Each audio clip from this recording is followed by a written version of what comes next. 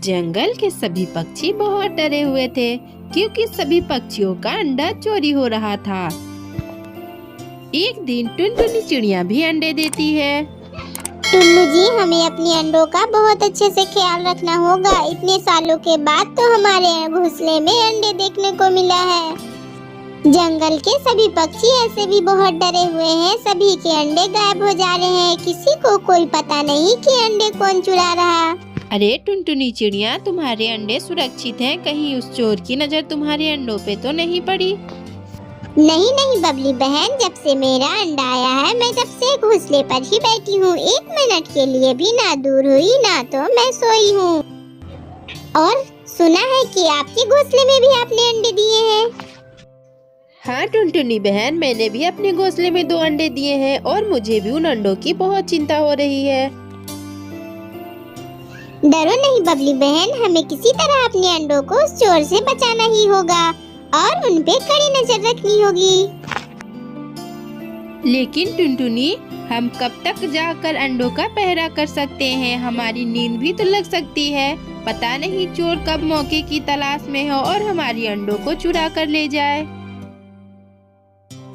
हाँ बबली बहन, तुमने तो ये बिल्कुल ठीक कहा। हमें कुछ न कुछ तो तरकीब लगानी ही होगी।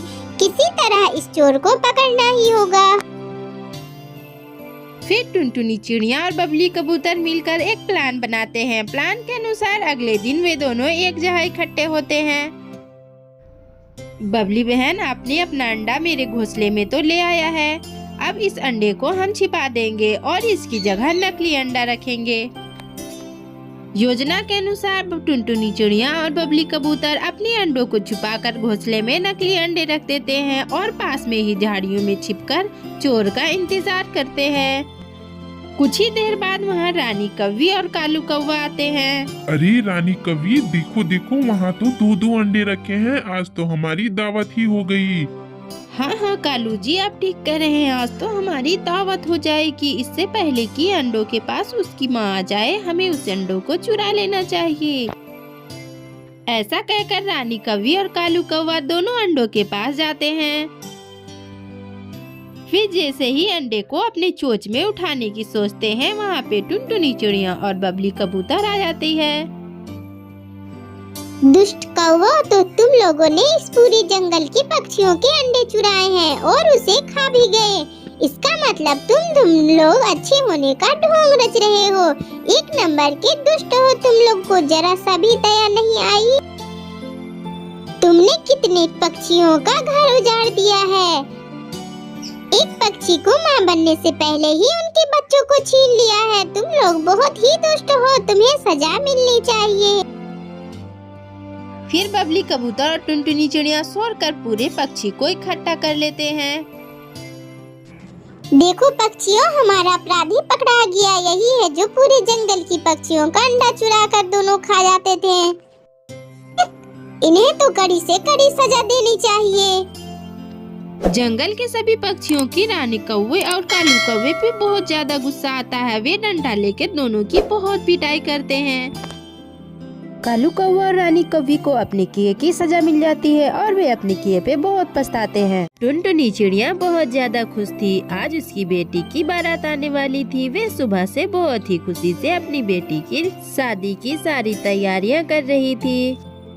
अरे टुनटुनी, तू सुबह से काम किए जा रही है। इस तरह तू काम करेगी तो थक जाएगी। शाम को फिर अपनी बेटी का बारात भी संभालना है। थोड़ा रेस्ट कर ले। अरे नहीं नहीं बबली, तू ये कैसी बातें कर रही है। आज मेरी बेटी की बारात आने वाली है और मैं कैसे आराम कर सकती हूँ। अभी तो मैंने अपनी बेटी की मेकअप का सामान भी चेक नहीं किया था। पता नहीं ऑर्डर किया था तो आया भी या नहीं। अरे देखा, बातों बातों में तूने मुझे उलझा लिया। मुझे अपनी बेटी का लहंगा लाने जाना है। मैंने रानी कौवी के घर पे दिया है सिलने के लिए। पता नहीं वे आउटफिट अभी तैयार हुए हैं भी या नहीं। मैं रानी कौवी के घर से अभी लहंगा लेकर आती हूँ। तब तक तुम बाकी का सामानों का ख्याल रखना। हाँ हाँ टुनटुनी, तुम बिंदास होकर जाओ, मैं यहाँ सब संभाल लूंगी। फिर टुनटुनी चिड़िया रानी कौवी के घर अपनी बेटी का लहंगा लेने जाती है। अरे रानी कौवी, क्या तुमने मेरी बेटी का लहंगा तैयार कर दिया? बारात आने में सिर्फ 2 ही घंटे बाकी है। हाँ हाँ टुनटुनी बहन, मुझे इसका पूरा ख्याल था। मैंने तो आपकी बेटी का लहंगा तैयार कर दिया है। ये लो टुनटुनी बहन, मैंने टोनी का लहंगा अच्छे से तैयार कर रखा था। टुनटुनी चिड़िया रानी कवि से लहंगा लेकर अपने घर लौटने लगती है। वे रास्ते में ही थी कि चील उस पे हमला कर देता है। अरे चील भैया रहम करो, ऐसा मत करो। मेरी बेटी की आज शादी है और ये लहंगा उसके ससुराल से आया है। अगर इस लहंगे को कुछ हुआ तो उसके ससुराल वाले रिश्ता तोड़ देंगे, फिर मेरी बेटी से कौन शादी करेगा। कृपया करके मुझ पे रहम करे चील भैया, मुझे जाने दे, मुझे कुछ ना करे।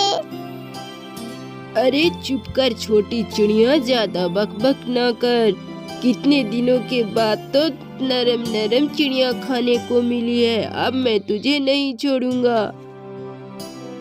टुनटुनी चिड़िया काफी डरी हुई थी। वे पक्षियों को आवाज लगाने लगती है। तभी वहाँ पे कालू कौवा आता है और टुनटुनी चिड़िया की मदद भी करता है। कालू कौवा को देख चील वहाँ से चला जाता है। आपका बहुत बहुत धन्यवाद कालू भैया, आपने मेरी जान बचा ली। आज अगर मुझे कुछ हो जाता तो मेरी बेटी का शादी भी ऐसा ही रह जाता, उसकी बारात लौट जाती, क्योंकि उसके ससुराल से आया लहंगा मेरे पास ही है। अरे टुनटुनी चिड़िया, लेकिन तुम तो काफी जख्मी हो चुकी हो। तुम्हारे परों से तो खून भी निकल रहा है। तुम्हें पहले डॉक्टर के पास जाना चाहिए। नहीं कालू भैया, बारात आने ही वाली होगी। अगर मैं डॉक्टर के पास चली गई तो घर पे कौन देखेगा, बारातियों को कौन संभालेगा। अच्छा तो फिर ठीक है टुनटुनी चिड़िया, तुम मेरे साथ चलो, मैं तुम्हें तुम्हारे घर पहुंचा देता हूँ। फिर कालू कौवा टुनटुनी चिड़िया को उसके घर छोड़ देता है और उसकी जख्मों पे मरहम पट्टी भी कर देता है। अरे टुनटुनी चिड़िया, ये लहंगा तो फटा हुआ है। ऐसा लहंगा टुनटुनी चिड़िया कैसे पहनेगी? अरे ये लहंगा फटा हुआ है तो मेरी बेटी अब क्या पहनेगी। बाराती भी पहुंच गए हैं, अब मैं इतनी जल्दी दूसरे लहंगे का इंतजाम कैसे करूंगी। टुनटुनी, अगर तू बुरा ना माने तो मैं एक बात कहूँ। अरे बबली, बुरा मानने वाली क्या बात है, बोलना, तुझे क्या कहना है। मेरी शादी के लहंगा को मैंने बहुत संभाल कर रखा है। अगर तुझे बुरा न लगे तो वो लहंगा तुम टोनी को पहना दो। अरे बबली, ये तुम कैसी बातें कर रही हो। तुम मेरी मदद भी कर रही हो और बुरा रंगे की भी बातें कर रही हो। अगर तुम अभी अपना लहंगा ना देती तो पता नहीं मैं टोनी को कैसे मंडप तक ले जाती। फिर टुनटुनी चिड़िया अपनी बेटी को तैयार कर मंडप के पास ले जाती है। अरे हमारा दिया हुआ लहंगा तो लड़की ने पहना ही नहीं। बहन जी, मुझे माफ कर दीजिएगा, आपने जो लहंगा दी थी टोनी के लिए वो फट गई है। अरे टुनटुनी बहन, आप ये कैसे बातें कर रही हैं? सिर्फ एक लहंगा फट जाने से क्या मैं रिश्ता तोड़ दूंगी? आपने ऐसा सोचा भी कैसे? मेरे बेटे की शादी टुन्नी चिड़िया से है, ना कि किसी लहंगे से करनी थी। लहंगा आज फटा तो फिर कल ले आएंगे।